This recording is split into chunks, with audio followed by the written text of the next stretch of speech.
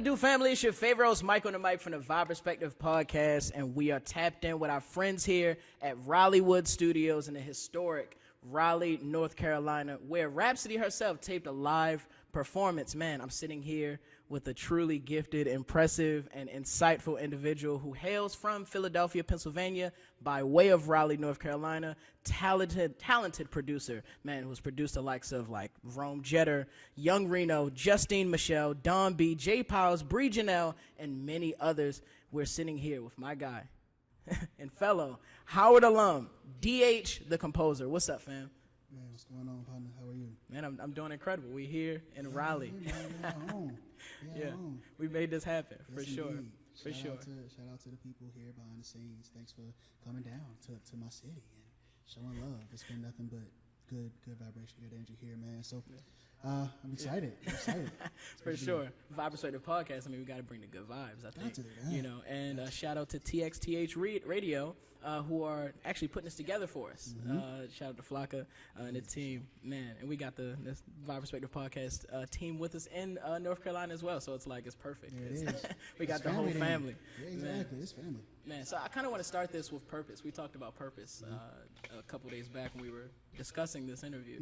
And I definitely want to start with your faith. Like, talk to me about your faith. Like, you seem to be a, like spiritual person. Yeah, very much so. I mean, it's hard to grow up down here and not be.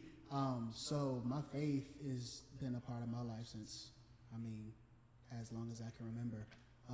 My mother was, and it kind of transitions into how I got into music, but I grew up, playing drums in church, and my mom was a minister of music, so, church was, Monday, Tuesday, Wednesday, Friday, Saturday, Sunday, right? So it's I grew up and around. I'm a church kid. I'm churchy, so I might make a couple of references here and there because the spirit moves. Hello. But so my faith, it's interesting because I got quote unquote saved so young. I am a Christian, and because I got saved so young, I felt like I kind of took on the God of my parents, and it's not until you kind of see some life for yourself, and then I believe that God brings you through some things for yourself that you really start to see it. And God has been such a ever-present being with me, within me, and all things that I do. So, my faith is integral to what I do and why I do it. Yeah, no, for sure. I love that early story. I mean, I share the same story of being like a church kid. Like, my mom is an evangelist. My dad, stepdad is a reverend. Nice. And, like, PK. Super nice. PK, like double. Man, it's crazy because, like, growing up with that, I guess, church lifestyle comes with the music, too. Like, this culture of music, this rich culture that I think I took with me along the way. And I think you share the same sentiment. And I definitely want to talk about, you briefly touched on how you got into music and just being like, around that church culture. When did you start to go to, sort of secular music in terms of your production beyond church music? So as much as I grew up around church, my mom I was around oldies too. Like, those memes where, you laying down and all of a sudden you start to hear Earth, Wind, and Fire and just taking off the top because you got something to clean. Yes, you got to clean.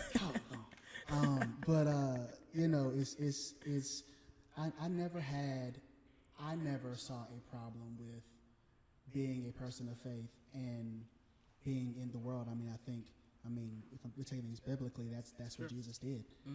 Jesus hung out with the world to save in a real way. And so if I do my best to try to be like him, then I have to bring God into the spaces where the recognition of God may not always be. And so for me, that was an easy thing. So I started making. I was making R&B music. Well, who thought it was R&B music in high school. Okay. I remember I got friends. I used to like make really terrible renditions of, I used to watch Ryan Leslie and Brian Michael Cox videos. And so I learned how to play Rafi from Danny Kane on the piano from YouTube. and then of course I watched the video of him producing that, and at Daddy's house with with I think his cousin Wildfire on strings. I was like, okay, I gotta do this. Yeah. And so I started making beats. Let's call it 16.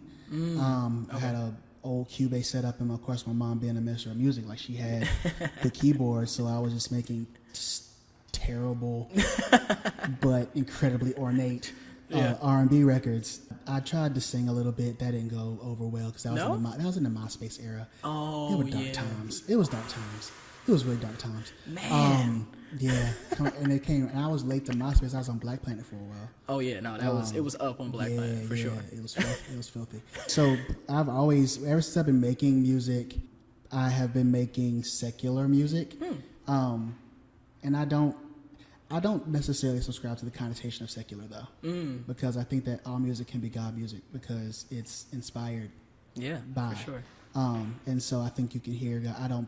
I choose not to put God in boxes.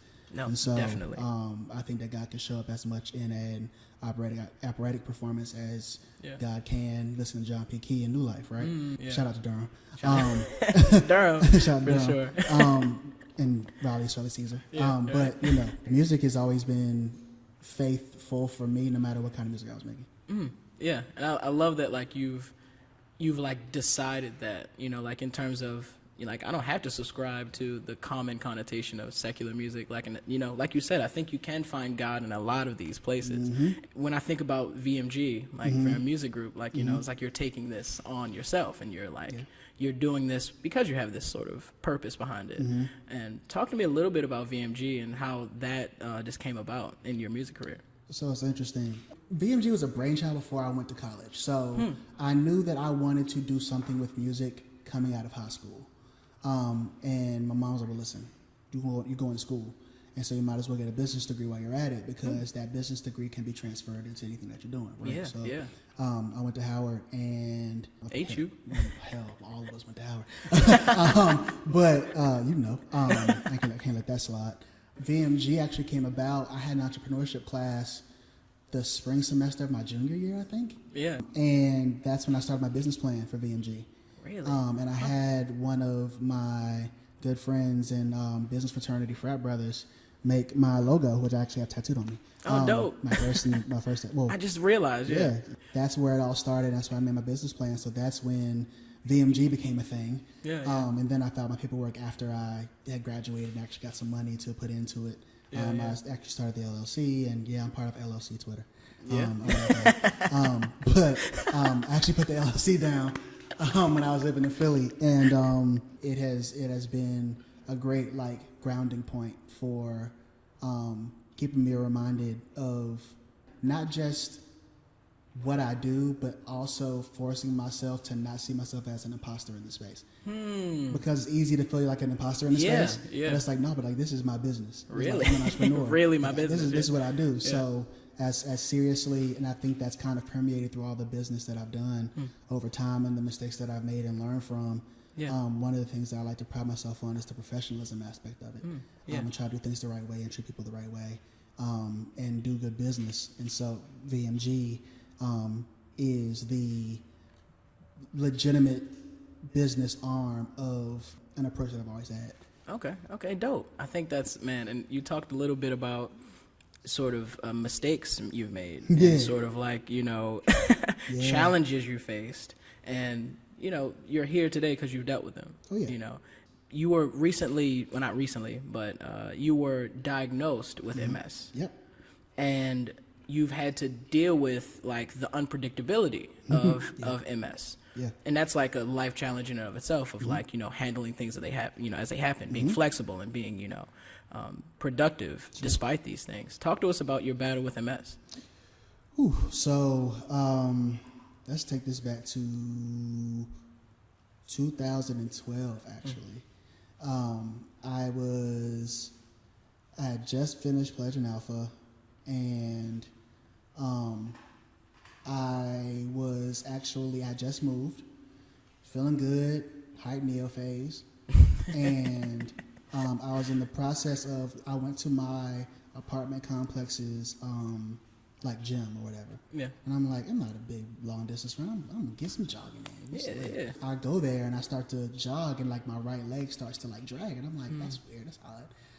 And of course, my wife now, girlfriend then, was in medical school, and so I was like, hey, like, I don't know if you have any books on this, but I just want to let you know, like, this is what's going on. It's freaking me out a little bit. I'm going home, but I just want you to know what's up. She was like, cool. For real, I mean, yeah. just take it down, take it easy. It might subside over time. You know, everything was fine. Spring of 2013. No, actually, no, this was summer of 2013. I went on vacation, and I was in the process of getting up from a laying position. I just fell in the middle of the floor, and I just couldn't move. So my again, girlfriend, then wife now, was like, listen, when we get back, you go to the doctor. Yeah. I'm like, nah, I ain't going to the doctor. Black You going women to- standing in the gap for Truly, us. Oh my truly. goodness. Yeah. Shout out to black women. Absolutely. For sure. So went to the doctor, went to a few of her professors, and I got worked up over the course of a month. MRI showed, you know, all kinds of crazy activity. I got diagnosed in the beginning of September, and then I had a flare up where I could not walk for 3 weeks. Wow. Going into October. So I was home working remotely before remote working was a thing. I was home working remotely, and like nobody knew because I was afraid. I mean, as a black man, or as a black person in general, Yeah. there is a connotation between telling your employer limitations because you're afraid that those limitations might come back to bite you, right? Yeah. So For sure. I have been diagnosed and working with it since then. And so MS is, I mean, as much as God is there, MS is there too. Yeah. 100%, yeah. You know, you know, if we're taking this biblically, I feel like it is the thorn in my side, and not so much thorn in my side that folks will use in a way that folks use it now, where it's like, oh man, this is really getting on my nerves, and it does.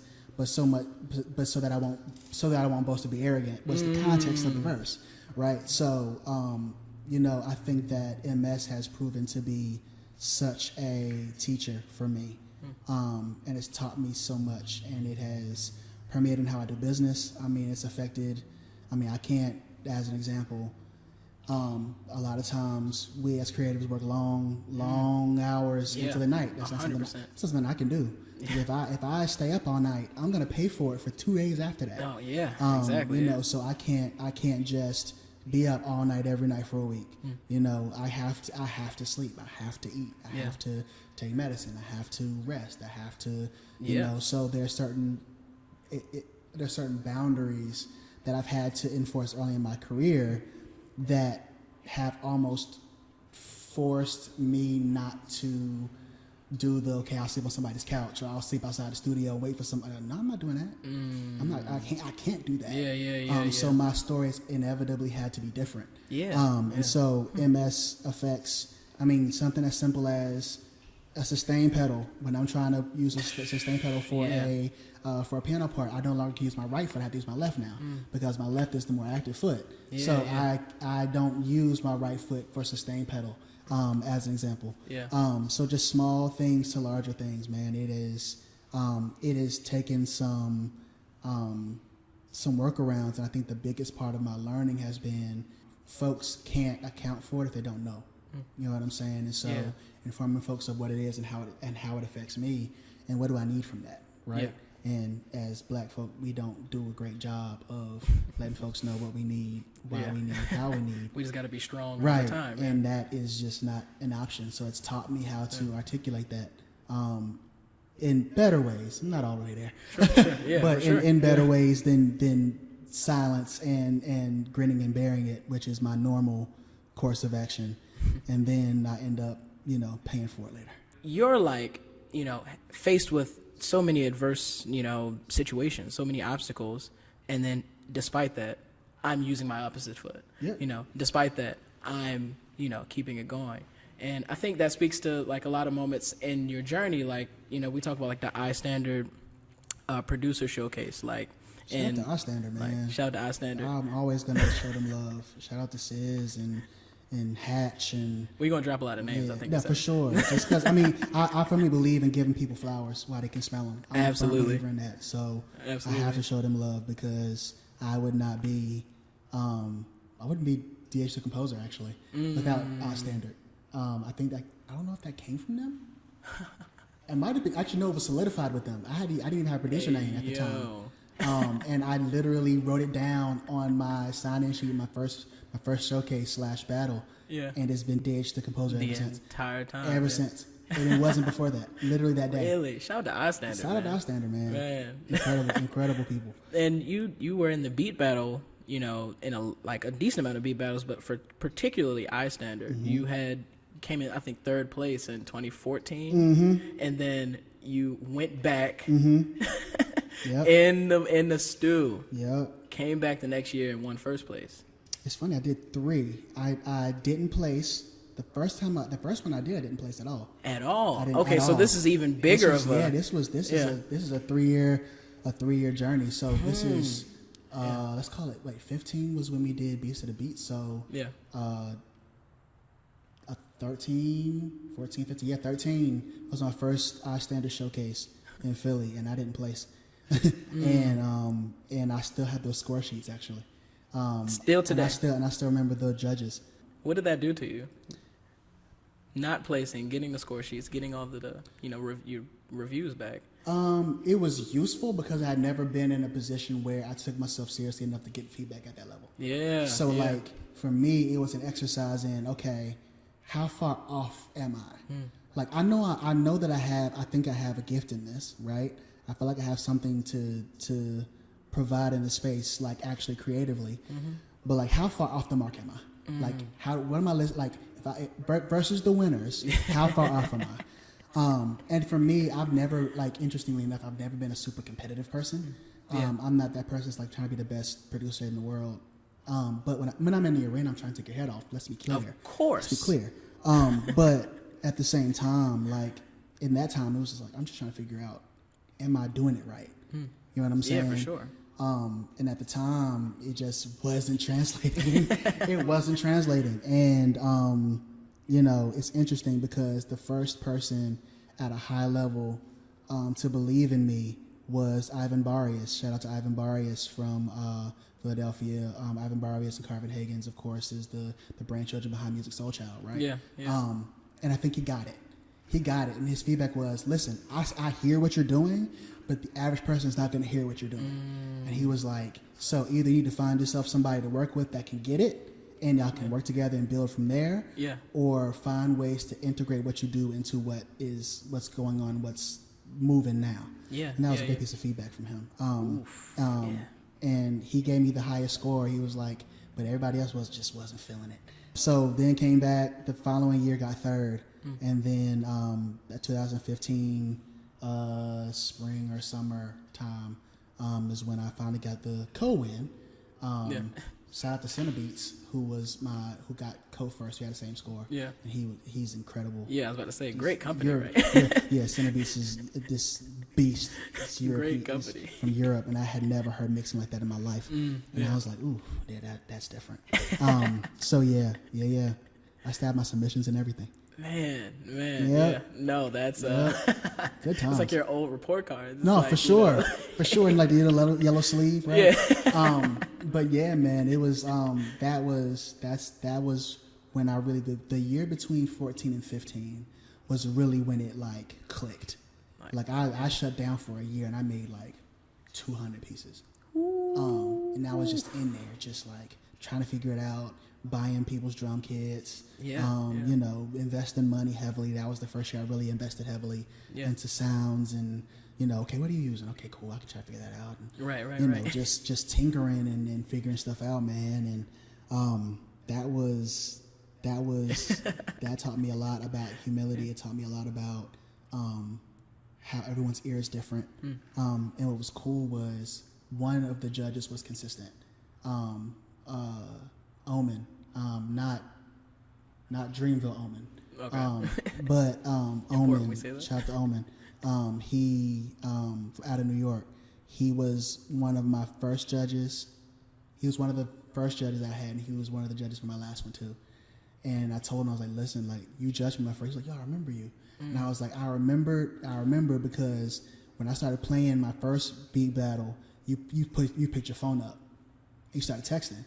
And I said, it's not a matter of disrespect. 'Cause I remember, like, if you have stuff, like, you have stuff to do, you're, Sure. like, you probably have a session to handle. Sure. I said, I wasn't offended. It's just that I wasn't keeping your attention. But I noticed this time you put your phone down. I said, that's how I know I had you. Yeah.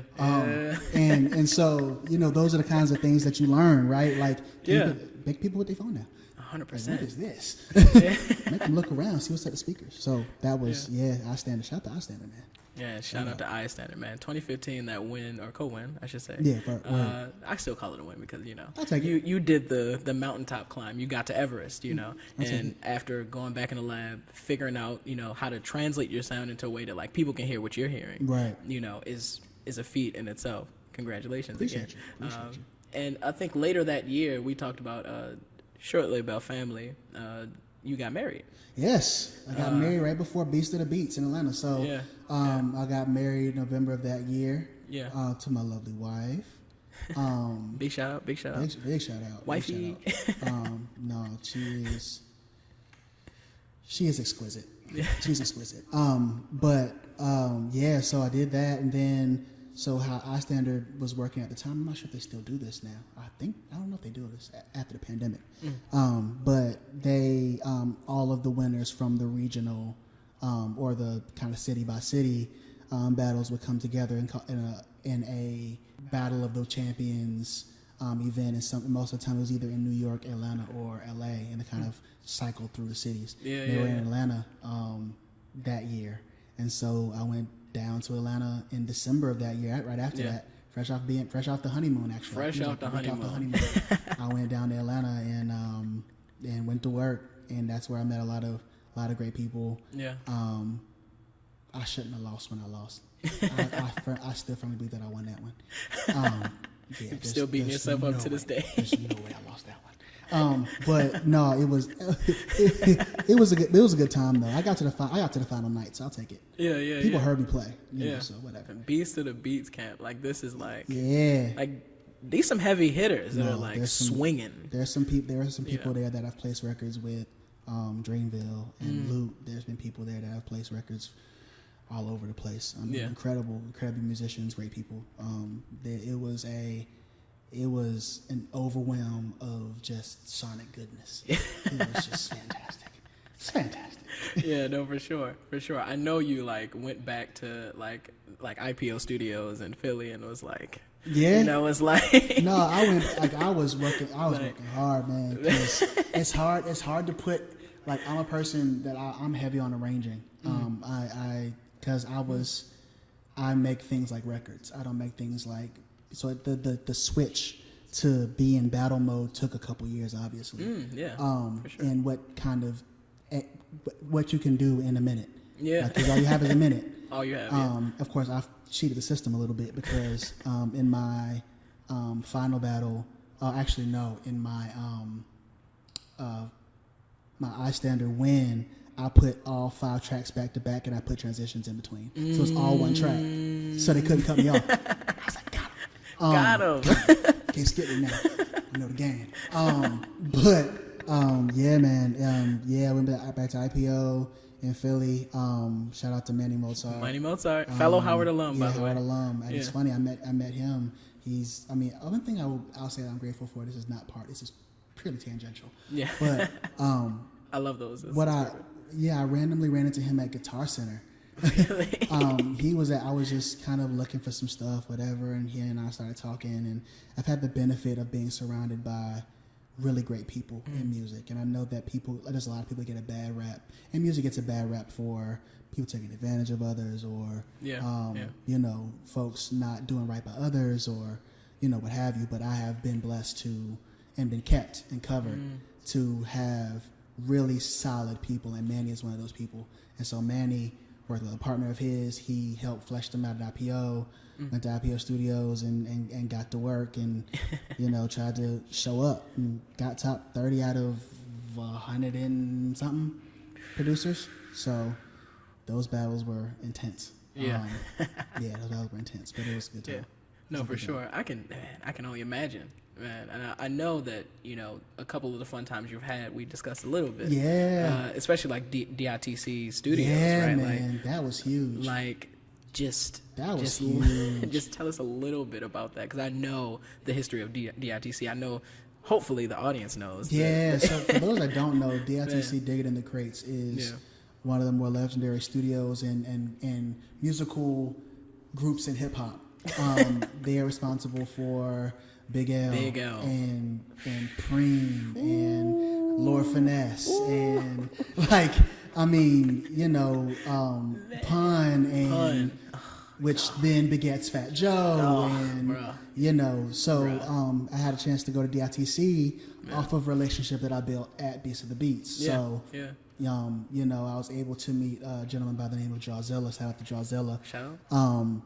Who kind of I met up with some folks that were kind of in the tri-state area and some of them in Philadelphia who I hung out with the whole time that I was there. You know, I could name them all, but I couldn't at the time. But met up with Jawzilla, really good guy. Kind of, I mean, I called him Uncle Zilla for a while. Zilla. Just because, I mean, because he always met us where we were at, and he was like, he has judged outstanding, he's placed records for all kinds of people, but he still took time to invest. And so he was like, listen, I got this thing at DITC. He was working there at the time before he built his own studio. And he was like, listen, like, we have this thing called Beats Per Minute at DITC. Yeah. We invite producers. They play, you know, 10 beats for a minute a piece. We have, you know, not judges there, but just like celebrity guests to come and listen. Yeah. You know, whatever, people stop through, whatever, boom, boom. So I'm like, all right, cool. The first one that I went to, we were in kind of one of the main, it wasn't actually, like, it was like a sound room, but we actually were playing beats from Preem's turntables. Yeah. Which was crazy insanity. Which was crazy insane. Like, shit. I mean, for those that, you know, are aware of, like, he has his face and side profile.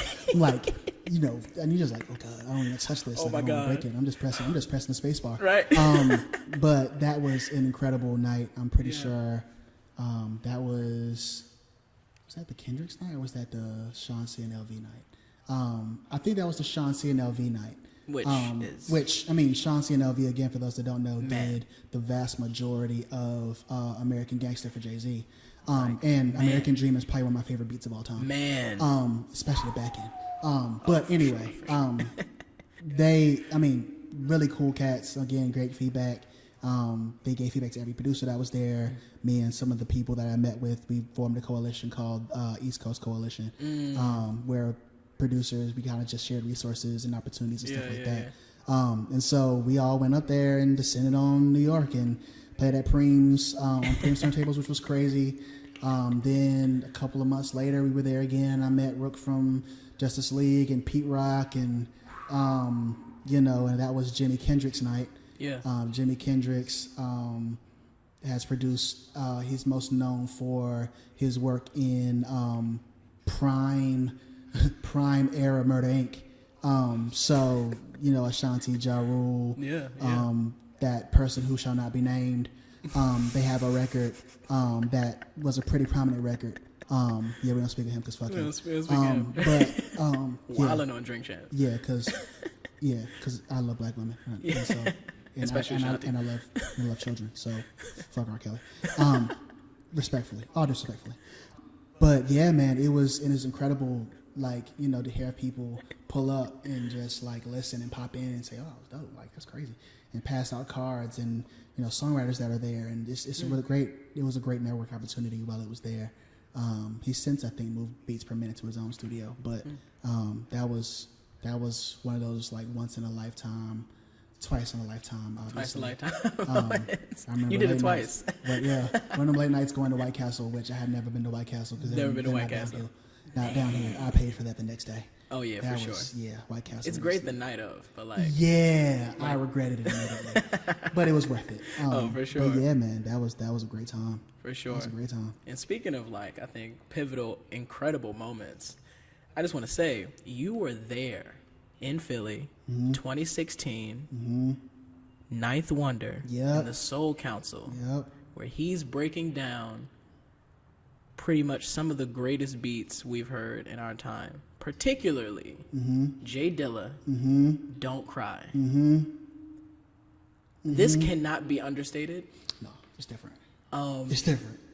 And just as personally doing this research for this interview, when I realized you were there, of course I'm a producer too at heart, and my eyes was like, because there's a video on YouTube that is titled, I think, Ninth Wonder breaks down Jay Dilla's sample and Philly 2016, and you don't know this, but I've watched that video at least 200 times myself. I don't blame you. And little did I know that as soon as you turn that video on the right-hand side of this video, you are sitting right there. No way. I haven't seen that video. You're on the right side. You have a black crew neck. You have a black crew neck. Yeah, sounds about right. You're sitting next to someone who also has black on. I think they have a hoodie on, a black hoodie on. And I don't think I knew that. Yeah, but I know exactly where you were sitting in the lineup. And, Knife turns on Don't Cry, and he talks about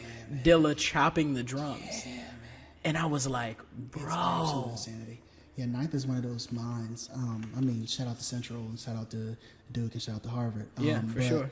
Ninth is one of those minds that you just sit up under because he has such a wealth of knowledge about everything musically. Yeah. And that was, he brought everyone was there except for Eric G and Knots from Soul Council, who are, Crisis was there and they just started playing. Because, they have, and shout out to Bright Lady as well, wherever y'all are.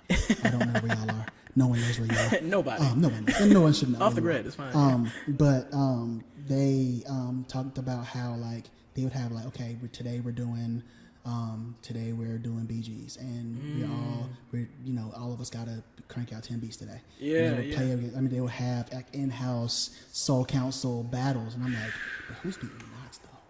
Maybe Crisis can get them once upon a time. But no, Amp is crazy. Amp is crazy. Amp is crazy. Eric G is otherworldly because of his versatility. Goodness. Yeah. They have some. Man. They got some swingers. Yeah, they got some haymaker hitters. But yeah,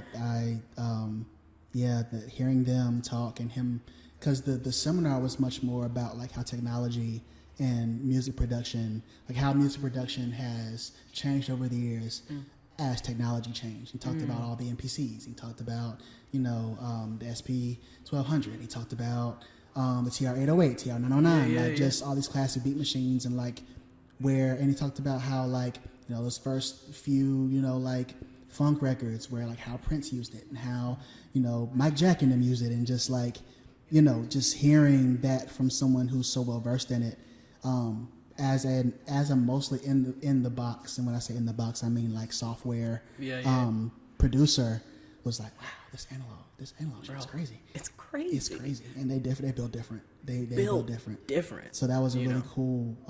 Had a chance to meet him, talk to him. Talk about Central basketball and shout out to Coach Moton and and being in North Carolina and all that kind of stuff, and why he didn't move, and how he was able to do it here. Coming off a Little Brother, of course. Yeah. Which around here is royalty. Yeah. They got back together because that album was crazy too. 100%. But they it was a really cool talk. And I wouldn't have missed that one for the world. No, for sure. I know that moment was epic for you. That nuts. Just seeing it happen for you was just I felt great. Yeah, thank you. Thank you. I felt great because I know that all that Ninth has done, and just the legacy of his work is super critical. But also just in that whole conversation about how music is changing and how technology is changing, I think a lot of areas or mediums in music talk about this. So the change of the times, everything's getting more modern and everything's getting slightly easier, and I think there's an important conversation about integrity there. Yeah. We're talking about, beginnings starting with this really slow process of building a sound sonically and then adding things to it and then shaping it and molding it. And now I think today you can sort of pump out that same product in maybe, half the time.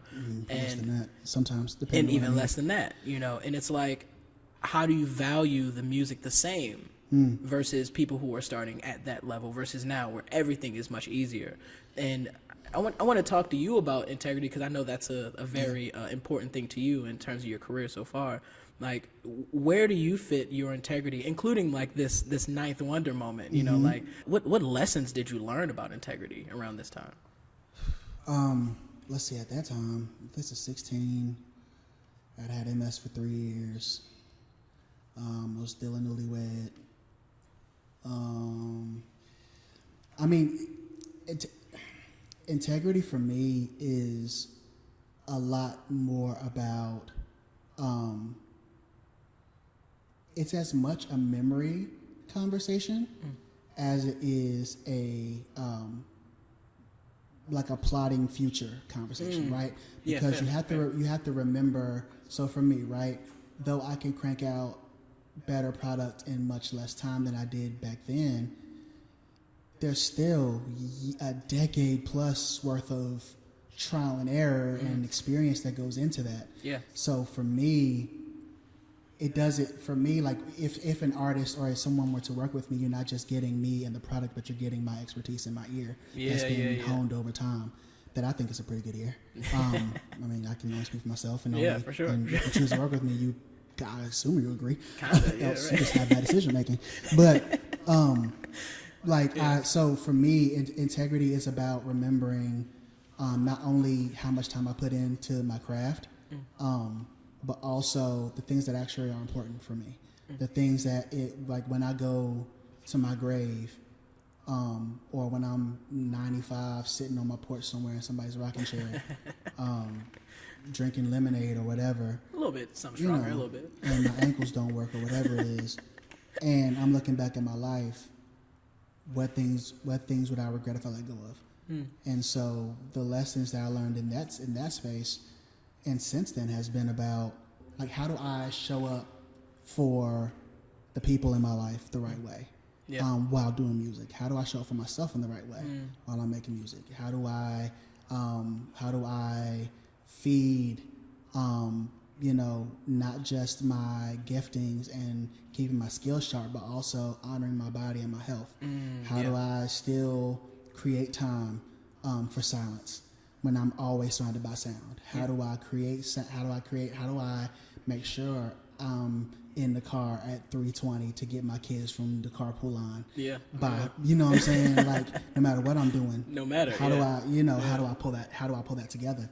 And because when all the machines get shut down and the Logic session is closed out, I'm a father and a husband and a person first. And so it's remembering that. Again, it's a memory exercise as much as it's a future decision exercise. So now that memory then informs my future decisions. I now am selective. I have the benefit of being selective. I don't work with everybody and everything.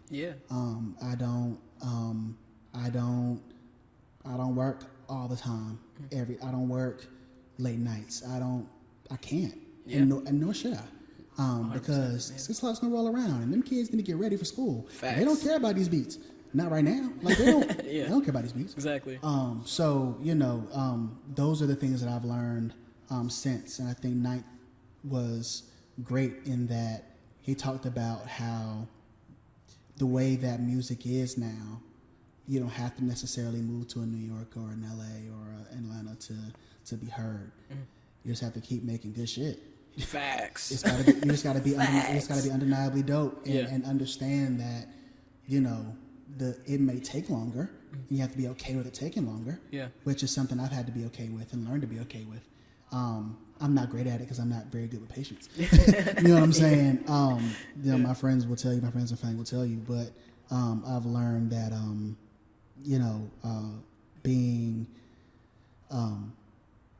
a person of integrity has its benefits, because something as simple as me being able to see my son's ukulele concert yesterday, like during the day at school. Ukulele concert? Ukulele, dude. He's in kindergarten. He had a That's so dope. He had a ukulele concert yesterday, and if I were more busy, I wouldn't have been able to make it, right? Yeah. But to see his eyes when you walk in the door and they're like, oh, you see I'm finna this? Like, smoke it. You have no idea. See, my partner, like, listen, it's going down, and to know that like those are moments that they'll cherish for life. Those are things that make it all worth it. Make the slow pace a little bit more worth it. Because if I was more busy and I was in LA for a week, I would have missed that. And I'd have been heartbroken. I would have had to catch videos or something like that. And that would not have meant the same to a 5-year-old. Yeah, it's not the same. Who doesn't understand? Definitely not the same. Oh man, I think that's so dope. And you were allowing these things to like just mold your decision making. I think a lot of people get hit with adversity and it just like stops them from being productive. One of the things that one of my co-producers always tell me is, produce. Yeah. Like produce. Yeah. And you were able to do that throughout, despite all of these challenges, which to you almost were like helping you to be more streamlined in certain things. Yeah. And I do want to ask you, about like I think it was the Producer Series 5. I think that's right after, like in terms of timeline. I think we're going right in line.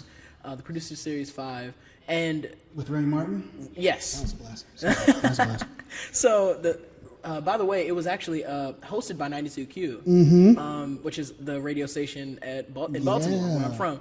Shout out to Baltimore in the room. Yeah. And Jay Claxton was actually was the guy. Shout out to Jay Claxton. That's my guy too. Yeah. It's funny how really that's good, like again, another good dude. Yeah, incredible guy. Especially when I was hosting early, he definitely put into me. That's what's up. And talk to me about sort of just these producer series now. Like you get to like this round 5, and I think you came back after you won that first one, right? Like no, so I only did that 1 year. You only did that 1 year. Okay. I did it 1 year, but they were similar to our standard in that they had like a regional city by city thing, and then they brought back the winners to to it was New like York each at the round, time. right? Or, yeah. That was a rooftop thing. That was pretty cool. See the city. That was pretty dope. But yeah, it was and shout out to Wyclef. That was really cool. Yeah, Wyclef was there too. Yeah. I really wish he had released those remixes. I did a remix for him, and that was probably one of the coldest beats I've ever made in my life. So he was the judge, and shout out to Remy Martin for doing that. They've done it since. Shout out to Overlord, who's the reigning champion of Remy Martin Producer Series. Overlord. Shout out to Overlord Radio again. I love to y'all. But yeah, and he met Jermaine Dupri off of that, and that's he going to that was cool. Like that, and that was at that point. It was like I think that was the last battle that I've ever done. And I've made a commitment since then not to do any more battles until I'm judging one. That's my commitment to myself, because there's no reason to do that now. Our time is over. But being in Philly, being in a lounge setting is cool because you're so much closer to the people. So as opposed to our standard where everybody there is a producer, at the remote, people just there drunk. So like, you're just playing beats for people and they're there. You know what I'm saying? They're there for the vibes and the beverages. You know what I'm saying? Exactly. Yeah, so so that was really cool because the crowd was much more into it. And I think I did much more boom bap then. Oh yeah. Boom bap is so good in battles. Oh my Young goodness. Producers. Boom bap bro. Boom bap works in battles. It works a lot in battles. But yeah, man, that was a good time. That was a good time, and I got to the final round, top 4, I think. Overlord beat me that year too. Man, look at you, Overlord. I owe you one for that. He's become another good homie of mine. Incredible dude now. But he beat me then. I forgot he beat me that year. And he came back and won again. Yeah. Because he's like that. He's nice. He's like that. Nice.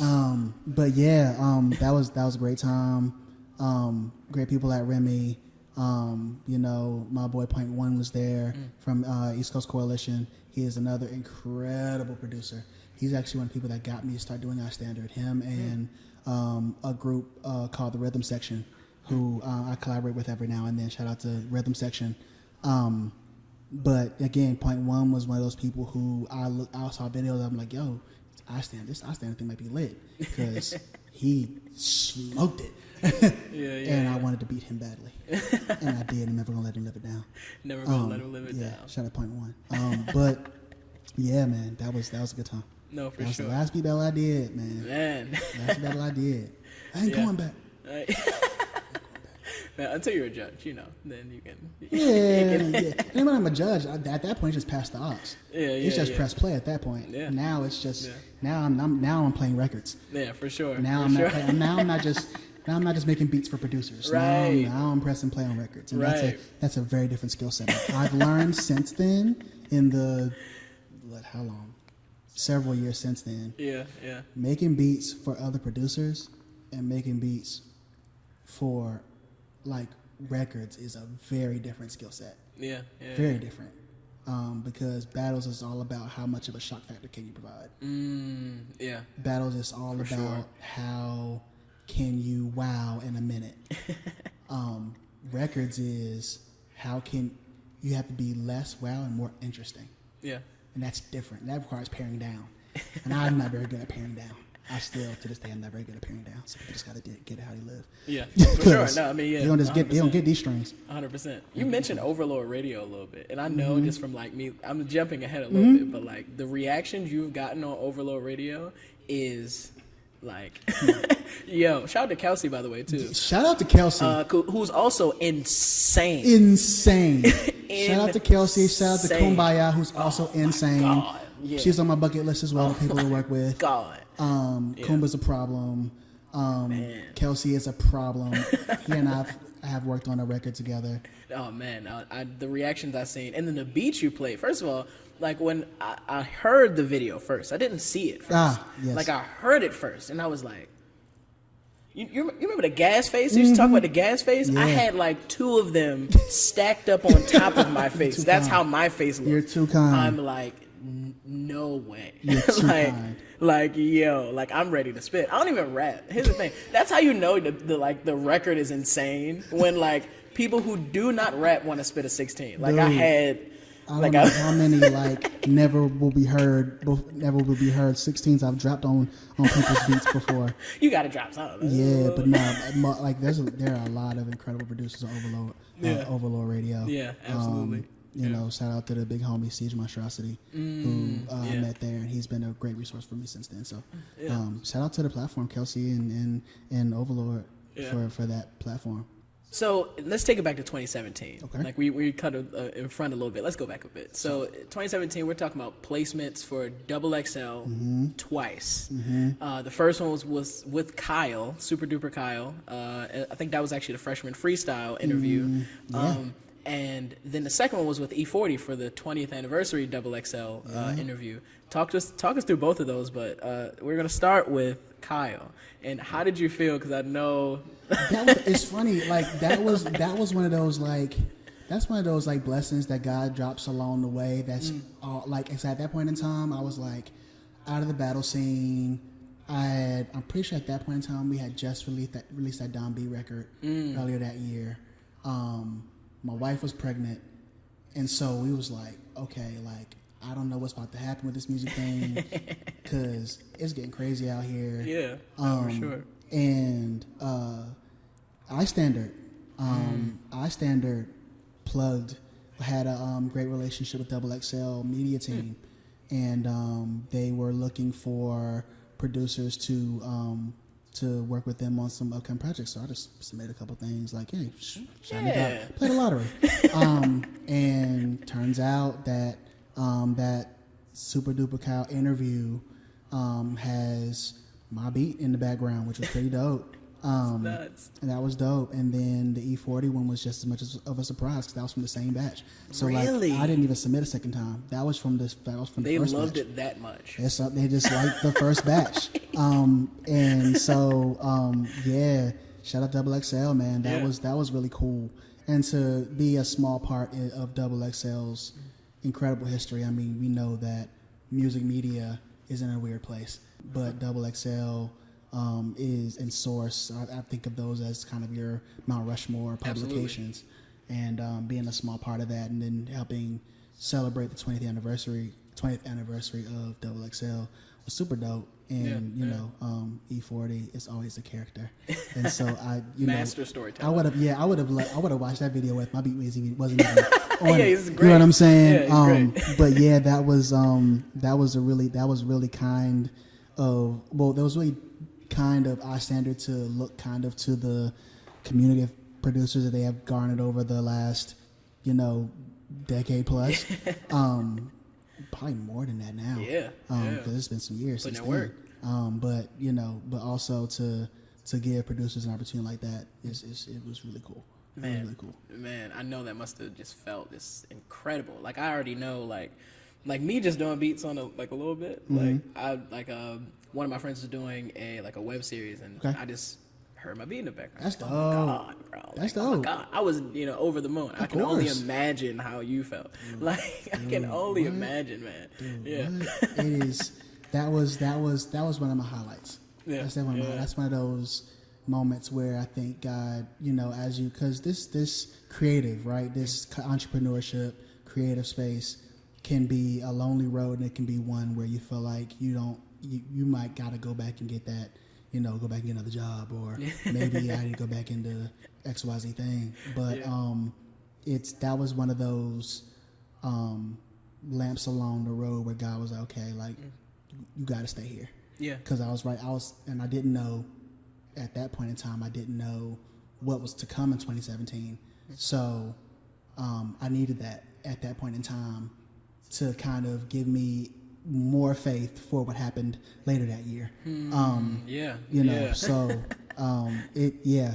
that's a breadcrumb that I'm grateful for. 100%. And one of the things I hear often is that, like, in your story, is that like you get these sort of once in a lifetime situations happen twice to you. Like you get like double blessings, double back to back. Yeah. And we move a little sometime later. I mean, you talked about your wife being pregnant at the time. Yeah. You also got a once in a lifetime thing, double like a twofer again with your twin boys. Yes, indeed. Talk to me about like fatherhood and like how that felt, and even up to now, like some of the things you've learned from your fatherhood. Fatherhood. We talked off camera about this. I know. Fatherhood is a trip, dude. It's a trip, and it's a trip because, so for context, my kid's birth story is a really intense one. This is definitely a trigger warning for those that have had, pregnancy or childbirthing issues. I don't want to trigger anybody, but my kids were born at 24 weeks. Really? So my wife's water broke at 23. We were in the hospital. She was on bed rest for about a week. Emergency, I'm talking the whole nine. One was 1 pound 3 ounces. One was 1 pound 11 ounces, 12 inches apiece. Their skin hadn't even finished like coloring yet. Like, so it's a trip to go back at it now because fatherhood for me started really traumatically. Of visiting my kids in a box for 3.5 months. You know what I'm saying? Yeah. And like calling twice a day to make sure they're still breathing. You know what I'm saying? Yeah. I mean, surgeries and heart surgeries and brain bleeds and I mean, all that. And I would say that is kind of where we kind of round this back to faith, right? Because I grew up in church. I haven't seen a lot of authentic miracles before. Haven't seen a lot of them. My own relationship with my father is storied, I'd say. And so I didn't always have the greatest example of what present fatherhood felt like as a kid growing up, right? And so you spend so much time, especially, when my wife got pregnant, okay, like, this kind of father I'm going to be. Right. Like you got the plan. Like it's the plan, and then it's like here's how I'm going to approach this, and like you go through in your brain all the scenarios you can think of because you want to make sure that you're present in a way that you wish someone was present for you in. Where I'm grateful is that over the course of my life, I've had male figures in my life that have kind of filled in the gap in a lot of ways, and have taught me a lot about manhood, even in the absence of. An example that I can look to with a lot of consistency. I'll say it that way. For sure. And so coming out of that, like nothing prepares you for seeing your kid's heart beat through their chest. Yeah. Like definitely. nothing prepares you for not being able to touch them at first, and Mm-hmm. like nothing prepares you for that. And so that is one of those things that I still am trying to rationalize, and it still informs a lot of my parenting. Yeah. And I've worked in therapy and worked through things with regard to like how to recognize where they are now and not so much parent them as they were then. But fatherhood has been the ultimate challenge. Yeah. Yeah. It brings you face to face with a lot of things in yourself that you may not like all that much. Really, honestly. Especially when you're dealing with trauma and all those kinds of things in the midst of it all. Yeah. But fatherhood has taught me. It has taught me how to teach. It's taught me what accountability really looks like for real. Yeah. Because you're accountable to any and everything when it comes to them, and they're not going to be shy about letting you know about it.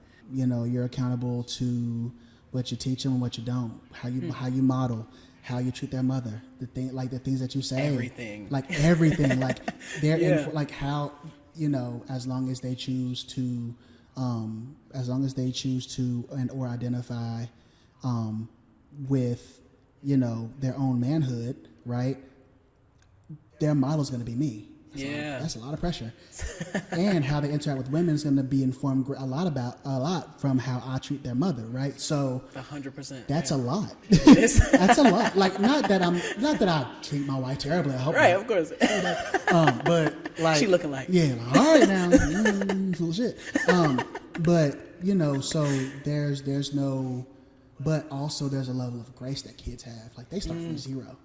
And that every morning they start from zero, and that's crazy. Yeah. Like they'll go to bed pissed, and wake up the next day like, "Hey, what's up?" Like, well, I'm still mad. friends. I'm You're still my mad best for friend, real. Like, but how are you able to turn the page so quick? And Yeah. so I'm glad that my fatherhood doesn't stop at the second chance, because I need a lot more than that. Yeah. You know what I'm saying? And they for still, I guess, still value my presence. So I Yeah. guess I'm not doing a terrible job. Yeah. And I'll take that. Yeah.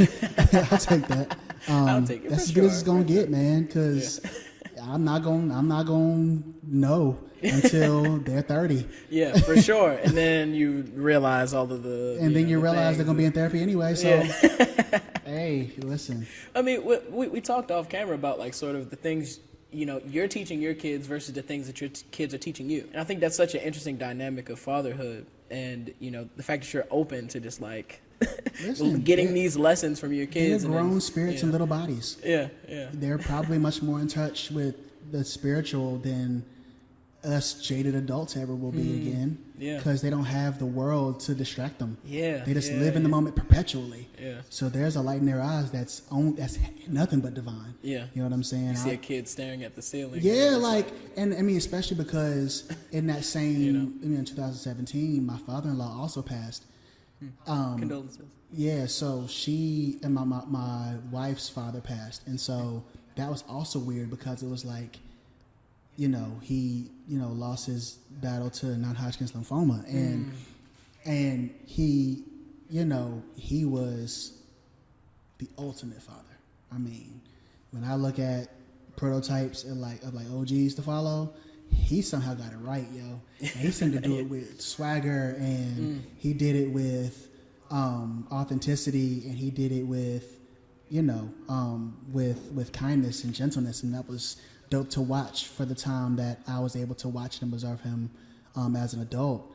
And Yeah. just as I was really getting to like know him apart from the like normal kind of girlfriend's father, then like father-in-law, how's Right, work, yeah. when That you transitioning once like period. actually getting to know him, Yeah, he yeah. passed, and I was pissed about that. I was like, God, we're not on the same page, because like, what am I supposed to use now? Yeah. Like, what is As a my resource, who do yeah. I call now with like fatherhood? Like, what do I'm not calling my own father for that. And nobody I know has twins, and like all these other like you know what I'm Yeah, saying, like yeah. he didn't have twins, but he had two, and he figured it out, and Yeah. and he had a great marriage, and they stayed together. Yeah, of and, course, You yeah. know, so like he figured it out. Figured it he out. He had the game, and I'm like, I just found out to get the game. He had to go and leave, but. My goal is just to teach them as much as I can about the different resources that they can use to find out more about themselves. That's it. That's really all. That's You're really showing all. them all the mirrors. Yeah, like that's really all the parenthood is. Yeah. Is, at least I think, is showing them the right voices to listen to, and providing for them the options and how to recognize a good voice from a bad one. Yeah. And one that's going to bring them closer to themselves instead of further away. That's it. Yeah. That's really it. Discernment. Shout out to all that's my it. churchy people out there. Word. Right. Discernment. Hello. And that is something they're born with. Kids are born with discernment. For It's sure. the same reason that, like, kids, when they get around somebody whose energy ain't right, will start acting real squirmy. They don't bang with them. Like, oof. My mom always taught me kids and animals always get it. Kids and animals always get it. And if there's a normal mild-mannered kid or mild-mannered dog or something that start going crazy around a person, watch them. Yeah. Because they know. They know. They Yeah, know. for sure. And so they're born with discernment. I ain't got to teach them that. I just have to keep them from forgetting too much. You know what I'm saying? Yeah, exactly. Yeah. And if they That's forget, intelligent. help remind them. That you got this is something you have. Yeah. It's useful. You should use it. No, for sure, man. I love that, man. Black fathers, man. I think we get such a, black men in general get a bad rap in, the media and on social media, definitely. We run some of that. Yeah. We run a lot of that.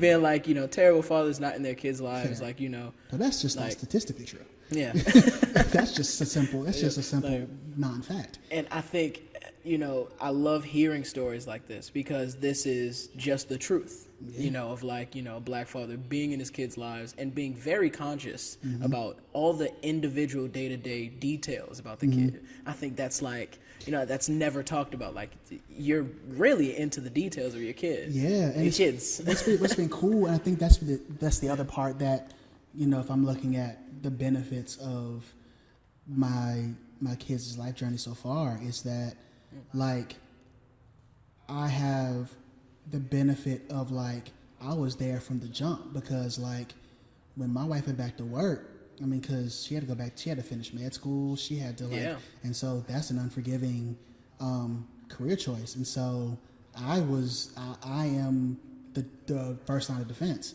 So Facts. I was the main diaper changer and the main, bottle warmer and the main, formula mixer and the thing, like I was that guy. And I valued that. I was the main. They were in physical therapy. I was the main guy that was making sure they did little physical therapy exercises as Right. infants, and that was my job. And so that has been a beautiful part about being an entrepreneur and being a music producer and being at home with that so far, has been that I've been every day with them for 5 years, well, almost 6 now. Yeah. Which is a luxury that even the most present of fathers often don't have, right? Because they're working and they're trying to make things happen, and we're out, we're doers. Yeah. I think that the toughest part about that has been how I've had to reposition what providing looks like in my own household, in my own fatherhood, in my own marriage, has been, what does provision look like? Because you hear a lot about people that go out and make the money and come back. That's kind of the prototype that our elder generation taught us. But there's so much. But how many of them were emotionally available? How many stories do we have from our own fathers where they either weren't physically available or emotionally available in the ways we might have needed as kids? Yeah. And so to provide that to my family, I am learning much more value of now that they're talking and they're in school and that kind of thing than before. But yeah, man, it's been a journey of making beats and burping. Yeah. And not playing beats too loud and that kind of thing.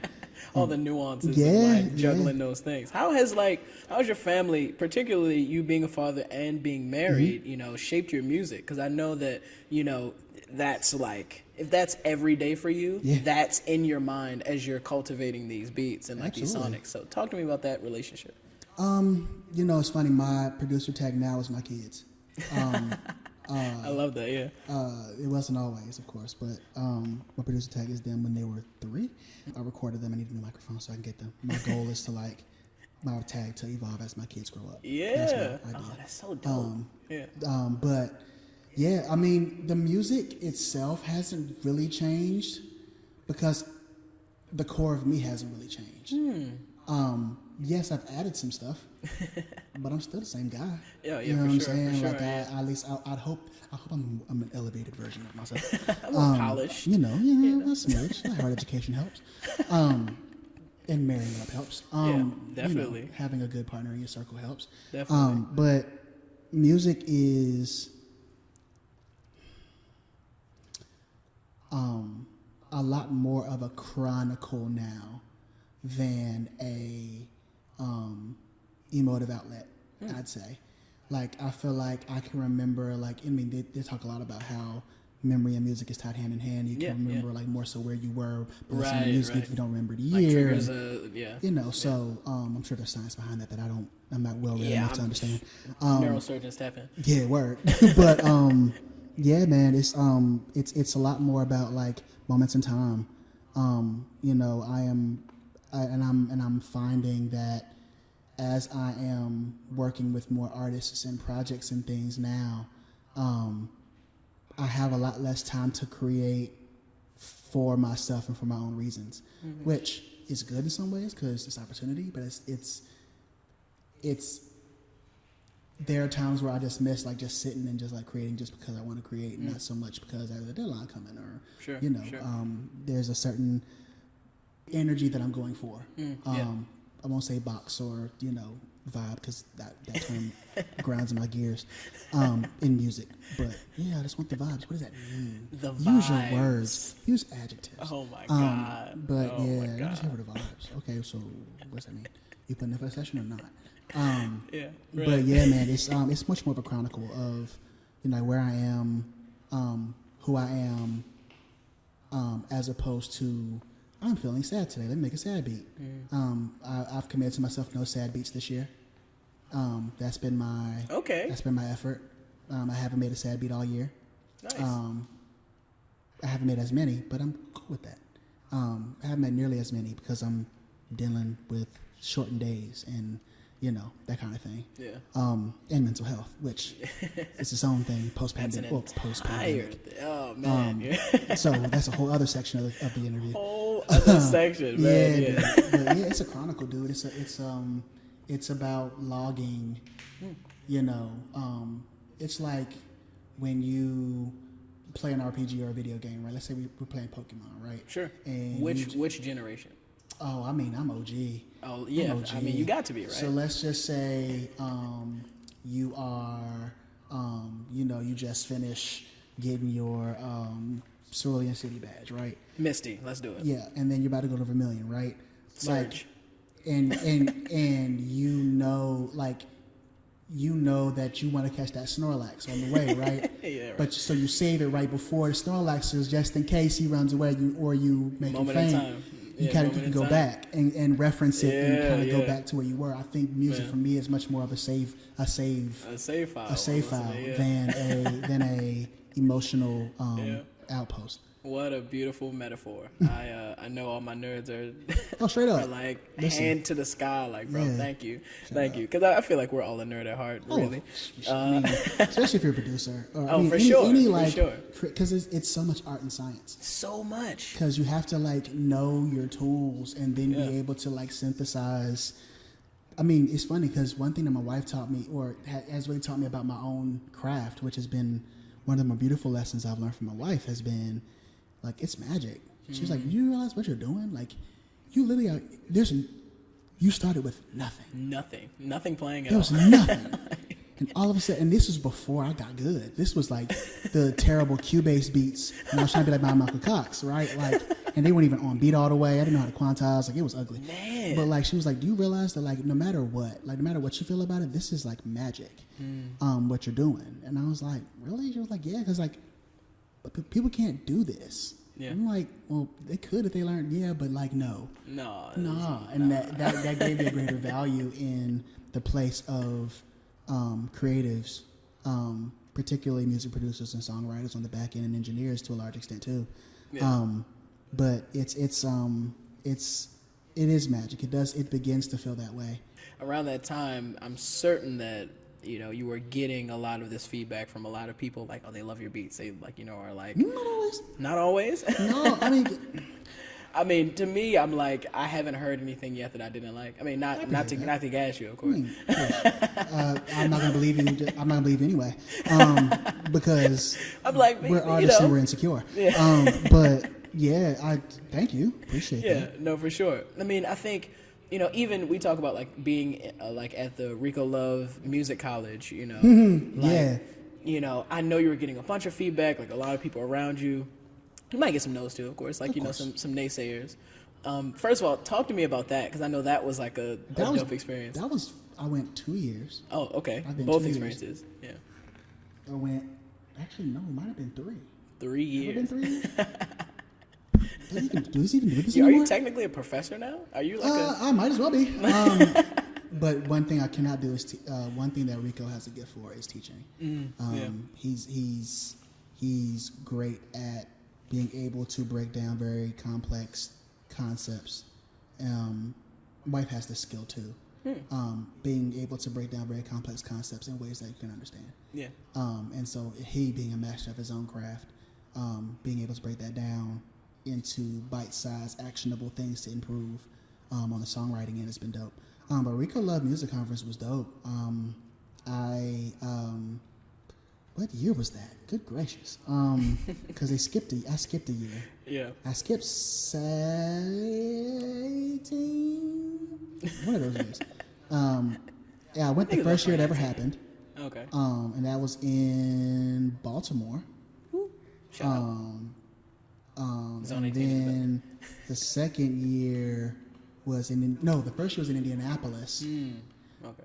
The second year was in Baltimore, and the third year that I went was in Milwaukee, which is his hometown. Like doing the beat battle thing was like the gauntlet for improvement on the how far off am I scale, like for sure. do you have the juice or not scale. Like once you like, it's the technical aspect of here's somebody that does this. That does this. And I met one of my business partners now, DJ, another Howard alum.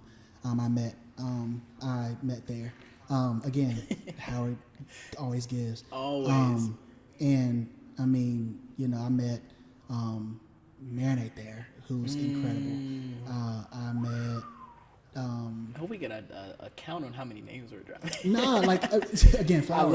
I love it. I'm a firm believer in flowers. Flowers. I believe in speaking names to people. Yeah.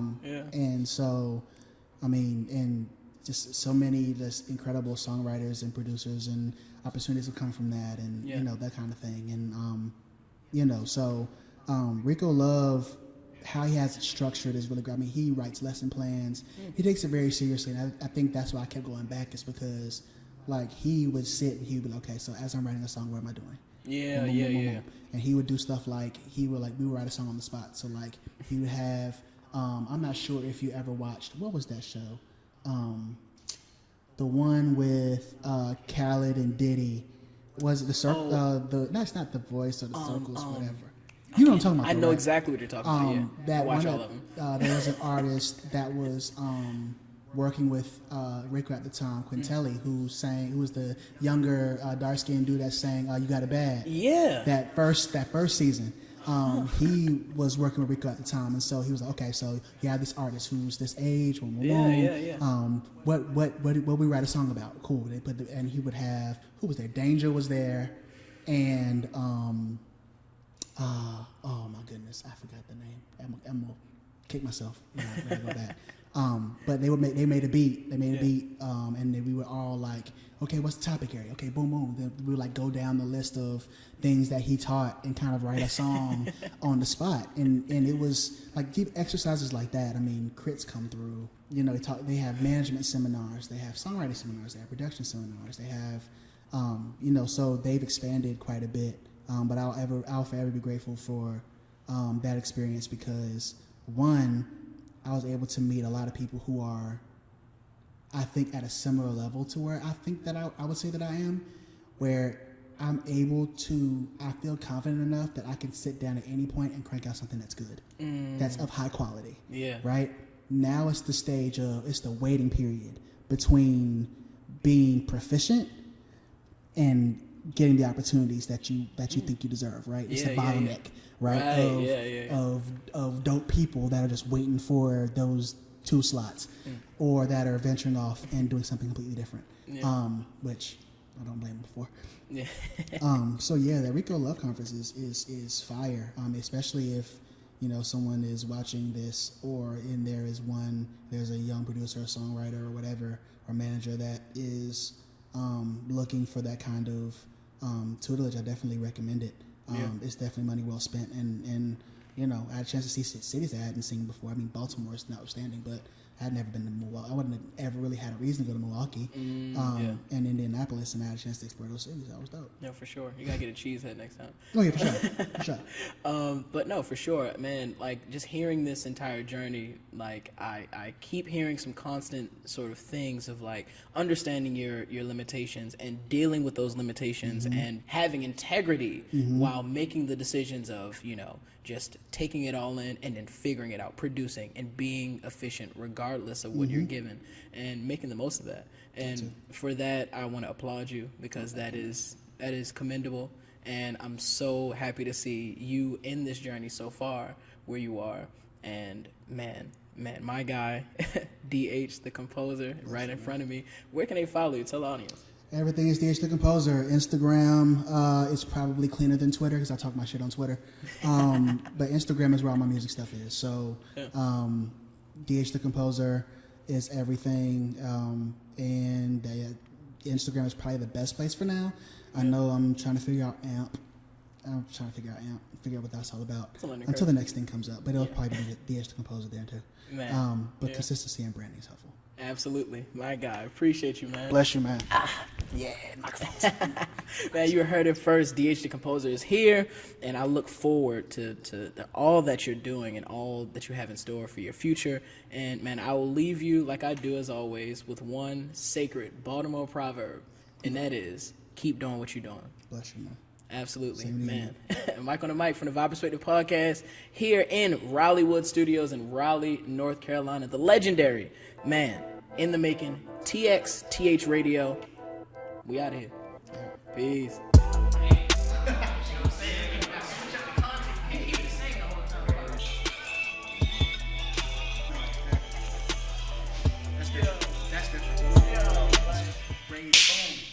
That's a great dad. That's a solid.